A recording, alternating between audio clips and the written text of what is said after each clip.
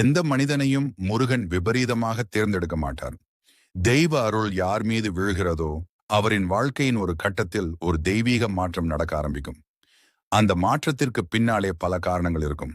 இன்று முருகன் உன்னை தேர்ந்தெடுத்ததற்கான முக்கிய 10 டிவைன் காரணங்களை நீங்கள் அறிந்து கொள்ளப் போகிறீர்கள். உன் மனம் இயற்கையாக நல்லதை விரும்புகிறது. முருகன் ஆறுமுகன், ஆரம், அன்பு, ஒழுக்கம். நீ ஒருவர் கஷ்டப்படுவதை பார்த்தால் மனம் வலிக்கிறது என்று நினைக்கிறாய். இதுதான் முருகன் உன் உள்ளத்தில் இருப்பதற்கான அடையாளம். நீ பிறருக்கு உதவ விரும்புகிறாய், சமயம் இல்லாமல் கூட, பிடித்த அளவு கூட உதவ முயல்வாய். அந்த தர்ம மனம் முருகன் அருளின் தன்மை. உன் மனம் தூய்மையாக இருக்கிறது. நீ யாருக்கும் தீமை நினைப்பதில்லை.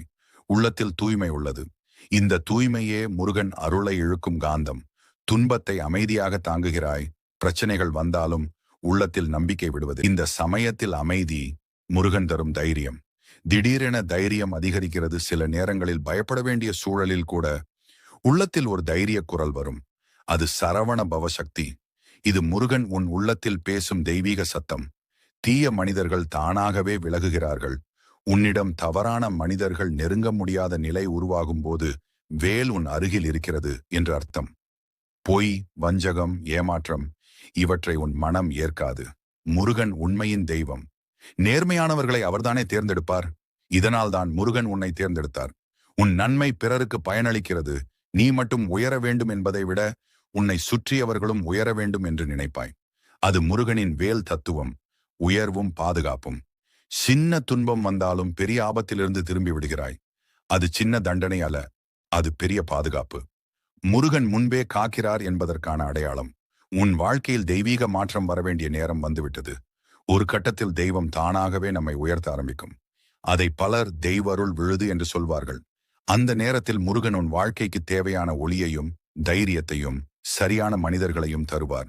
இறுதியாக, நீ நல்லது செய், நீ உண்மையாக வாழ், நீ பிறருக்கு உதவி செய்.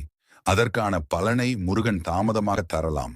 ஆனால் அருள் வரும்போது அது வாழ்க்கையே மாறுமளவுக்கு இருக்கும். வேல் முருகன் உன் பாதையில் ஒளியாக நிற்கட்டும். ஓம் சரவண பவ. உன்னை தூசி என நினைப்பவர்களிடம் நீ தூசியாகவே இருந்துவிடு. அவர்கள் கண்ணில் படும்போது எல்லாம் கண் கலங்குவார்கள். ஏன் தூசி என நினைத்தோம் என்று. ஒரே ஒரு நிமிடம் என் கண்களை பார்த்து உன் வேண்டுதலை சொல். நிச்சயமாக அது நிறைவேற்றுவேன். எல்லாமே நல்லதாகவே நடக்கும். நான் சொல்லும் வார்த்தை நீ நம்பினால் ஓம் முருகா என்று பதிவிட்டு ஃபாலோ செய். சொந்தம் உண்மையானதா என தெரியணும்னா நீ கீழே விழும்போது யார் உன் கையை பிடிக்கிறாங்கன்னு பாரு. சில சொந்தங்கள் தூரமா போறது காயப்படுத்தும். ஆனா அது உன்னை மனதளவில் வலிமையாக்கும்.